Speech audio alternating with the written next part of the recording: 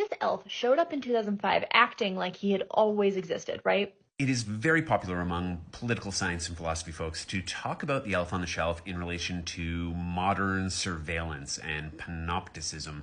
And what I want to suggest, though, is that it's actually something much more retrograde than that. So panopticism is derived from the word panopticon, which is this type of prison that was originally designed by the philosopher Jeremy Bentham. The key design feature here is the circular shape where all of the cells open onto a central observation tower. You've seen designs like this before, for instance in the prison in the original Guardians of the Galaxy movie. The purpose of Bentham's design was that every incarcerated individual would be under observation at every moment of the day, or at least they could be under observation. What the philosopher Michel Foucault adds here with his development of the idea of panopticism is that eventually it doesn't even matter if you're under observation anymore. What makes the panopticon design so effective is that the incarcerated person internalizes that surveillance. That observation tower could very well just be empty. And political scientists, philosophers, sociologists, criminologists, we love talking about the panopticon, which is why all of these think pieces about Elf on the Shelf and the panopticon, panopticism,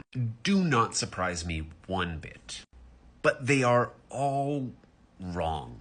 Not wrong to link Christmas and panopticism, mind you. That connection is clear, and it was already there with Santa. Because despite Santa never being physically present, and in fact that is a feature of Santa that we never see him, he still sees you when you're sleeping and knows when you're awake. And that internalized fear that Santa could see you being naughty, that is panoptic surveillance. The elf on the shelf, on the other hand, is pre-panoptic. The fear of surveillance attached to it is not abstract, diffuse, merely theoretical or potential, but rather it is linked to a specific person. This is not a postmodern security or surveillance state.